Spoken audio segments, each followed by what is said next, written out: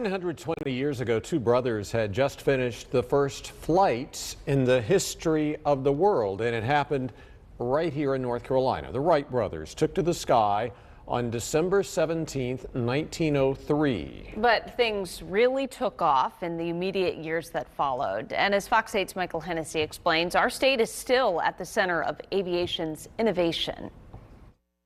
About 300 people were living in Kitty Hawk, North Carolina at the start of the 20th century. But when that population grew by two, the entire world began to change. At that time, there was a lot of competition across the whole world for flight.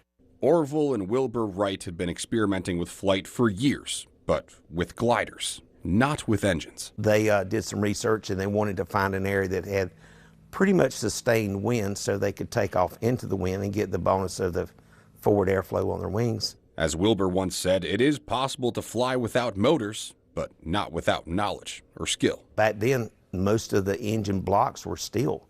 They made a block of cast aluminum. On December 17th, 1903, that engine, knowledge, and skill became the formula for flight. The plane only flew about 120 feet and was about 10 feet high.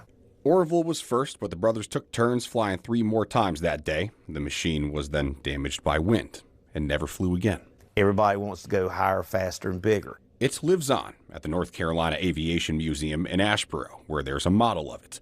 A real piece of Wright brother history does too. Orville flew this Piper Cub, the first one ever made in the 1930s. And we've got a piece of true history right here. It's quite fascinating to me. By then, aviation had become an ordinary part of life and death. One of the driving forces was when the military and the government got in. They saw the use of it. First used for observation, planes would soon be outfitted with guns and bombs. In 1955, for the first time, more Americans traveled by air than by train.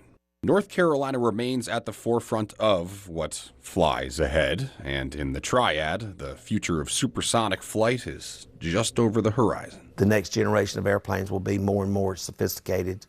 They'll be more and more efficient. And just as it took 2 men to bring flight into the world, unmanned passenger flights could soon enough be the new frontier.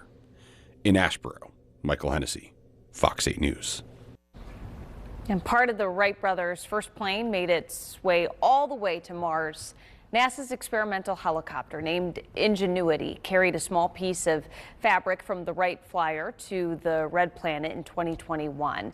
A fragment of the flyer's wood and fabric flew to the moon with Apollo 11 in 1969.